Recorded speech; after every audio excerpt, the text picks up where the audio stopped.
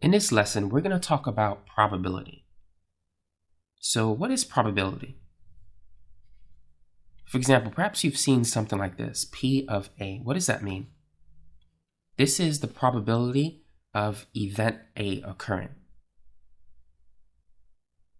To calculate the probability of an event occurring, it's equal to the number of favorable outcomes, or outcomes that lead to event A occurring, divided by the total possible number of outcomes.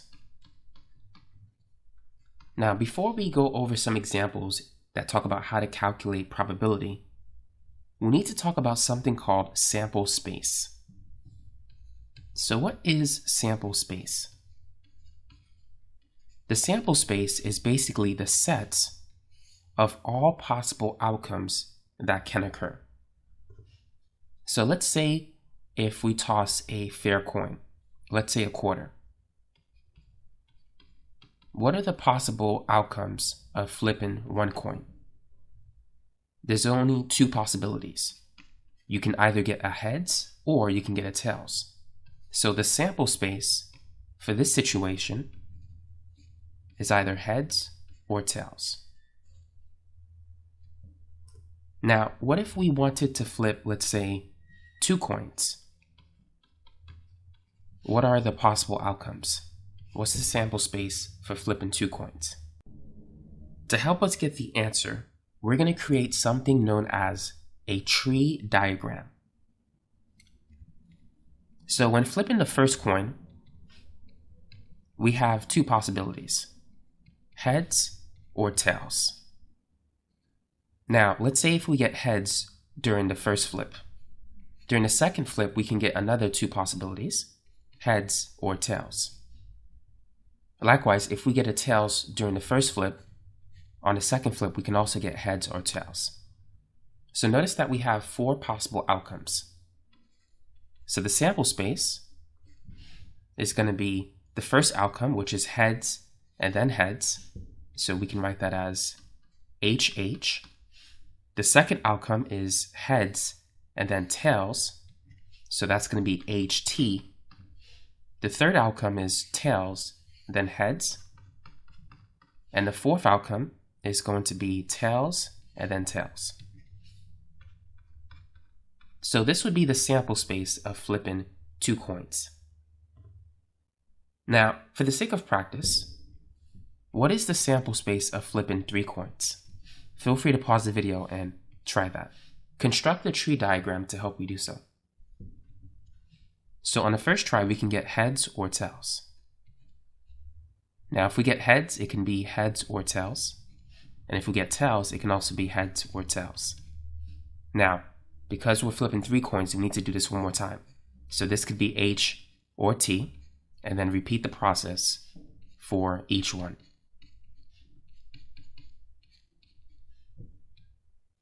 So here's the first possibility.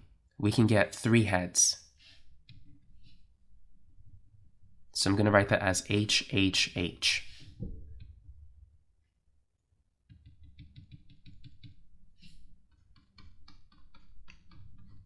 The second possibility is getting heads, heads, and then tails. So HHT. The third possibility is heads, tails, heads. So that's HTH. The fourth is heads, tails, tails. So HTT. And then repeating this process, we can see that the next one is going to be THH. And then THT, TTH, and the last one is going to be TTT. So we're flipping 2 coins 3 times. So the number of possible outcomes is 2 raised to the 3rd power, which is 2 times 2 times 2, and so it gives us 8 possible outcomes. So this is the sample space, which represents all the possible outcomes that we can get for flipping 3 coins. Now, the probability of an event occurring is always between 0 and 1. If the probability is 0, this means that this event cannot happen. It will never happen. Now, if the probability is equal to 1, that means that the event will always happen. It also means that it has a 100% chance of occurring. If the probability of an event occurring is, let's say, 0.3, 0.3 times 100 is 30%. So it means that it has a 30% chance of occurring. So if the probability is 0.3, that means out of, let's say, 10 possible tries, we're going to get approximately 3 favorable outcomes, because 3 out of 10 is 0.3. Let's say out of 100 tries, we would get 30 favorable outcomes. So here's an example situation. Let's say that the probability of people who drive a blue car is, let's say if you have a certain population in a city, and if you randomly select a person, the probability of that person driving a blue car, let's say it's 0.20. So that means that there's a 20% chance of selecting a person driving a blue car. So if you were to randomly select 100 people, 20 people would drive a blue car. If you randomly select 1,000 people, approximately 200 will be driving a blue car. And so that's what probability tells you. But now let's work on some problems. If 2 fair coins are flipped, what is the probability of getting at least 1 head? Well, let's begin by writing out the sample space for flipping 2 coins. So it could be heads heads, heads tails, tails heads, or T and T. Now, the event A is getting at least 1 head. So this one has at least 1 H, this one too, and that one as well. So the reduced sample space for A is HH, HT, and TH. So now let's calculate the probability. In order for the event to occur, we have 3 favorable outcomes. The total possible outcomes are 4. There's 4 events in the sample space. So the probability of getting at least 1 heads when flipping 2 fair coins is going to be 3 over 4. 3 divided by 4 is 0.75, which means that there's a 75% chance for this event occurring. Now let's move on to part B. By the way, if you want to try it, feel free to pause the video. If 3 coins are flipped, what is the probability of getting at least 2 tails? So let's begin by writing out the sample space. So let's write what we had before. It could be HHH, HHT, HTH, HTT, THH, and so forth. So those are the 8 possible events or outcomes that can occur in this event. So now let's call the event A. We want to get at least 2 tails. So which of these outcomes contains at least 2 tails? We have 1, 2, 3, 4. So there's 4 potential outcomes that have at least 2 tails. Kind of mixed my words up there. So let's write it out. It could be HTT, THT, TTH, or TTT. So the number of favorable outcomes is 4 out of 8 possible outcomes. So 4 over 8, you could reduce that to 8 is basically 4 times 2. 4 is 4 times 1. So this becomes 1 over 2. 1 divided by 2 is 0.5.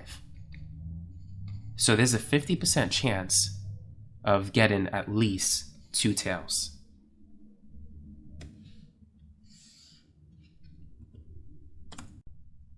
Now let's move on to part C. If 3 coins are flipped, what is the probability of getting exactly 1 tail? So go ahead and take a minute and work on this example. Pause the video if you want to. So let's circle which outcomes, or let's circle the outcomes that contain exactly 1 tail. So this is one of them, here's the other, this is another one, and that is it. So for event A, or let's call it event C for part C, the 3 favorable outcomes are HHT, HTH, and THH. So the probability is going to be 3 favorable outcomes out of a total of 8 possible outcomes. 3 divided by 8 as a decimal is 0.375. And if we multiply that by 100, that means that there's a 37.5% chance of getting exactly 1 tail if 3 coins are flipped. So those are some simple examples of how you can calculate the probability of an event occurring. Now let's move on to our second problem. A 6-sided die is tossed. What is the probability of getting a 2? Let's begin by listing the sample space. So here's all the possible numbers that we can get. It's basically 1 through 6. Now the probability of getting a 2 is just, there's only 1 2 out of 6 possible outcomes. So we have 1 favorable outcome out of 6, and 1 over 6 as a decimal is basically 0.16 repeating. If we multiply that by 100, but first let's round that to 0.167. So this is approximately 16.7%. So that's the probability of getting a 2 tossing a 6-sided die. Now what about part B? What is the probability of getting a 3 or a 5? So we have 2 favorable outcomes out of 6, so it's going to be 2 over 6, which if you divide both numbers by 2, you can reduce that to 1 over 3. So this is basically 0.3 repeating, so that's a 33.3% chance of getting a 3 or a 5.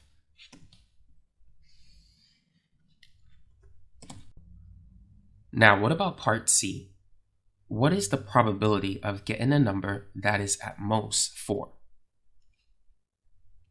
So let's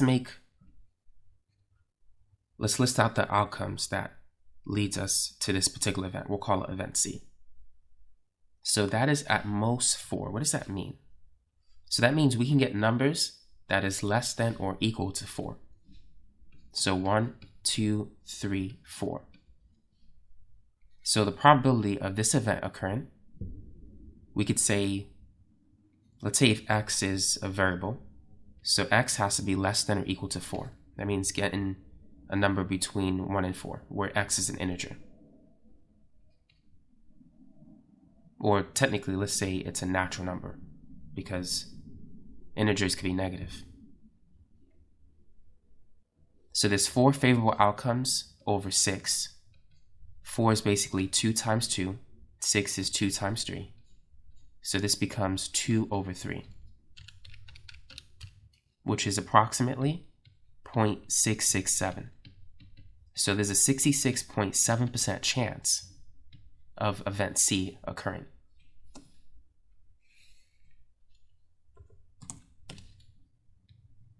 Now, what about D, part D? What is the probability of getting a number that is greater than 3? So let's list out the outcomes that favors event D. So numbers that are greater than 3, that includes 4, 5, and 6, but it doesn't include 3. So the probability of getting a natural number that is not equal to 3 but greater than 3 is going to be, we have 3 favorable outcomes out of 6, 6 is 3 times 2, 3 is 3 times 1, so this becomes 1 over 2, which means we have a 0.5 chance or a 50% chance of event D occurring. So as you can see, it's not difficult to calculate the probability of an event occurring. It's pretty straightforward, but with many examples, you can see what to do. Now, what about the last part, part E? What is the probability of getting a number that is less than or equal to 5? So event E, numbers that is less than or equal to 5, that's everything except 6. So the probability of getting a number or a natural number that is less than or equal to 5 is going to be 5 favorable outcomes out of 6 potential outcomes. So 5 over 6 is 0.833 repeating. So let's put approximately. So there's an 83.3% chance of event E occurring. So that's basically it for this video. Now you know how to calculate the probability of an event occurring. Thanks for watching. Oh, by the way, feel free to check out my playlist, statistics playlist. I do have more videos on probability if you are looking for those topics, such as independent, dependent events, mutually exclusive events, conditional probability, and other stuff like that. Contingency tables and complementary events. So feel free to take a look at that, or you could do a YouTube search and type in organic chemistry tutor, let's say conditional probability, and it will come up. Thanks for watching.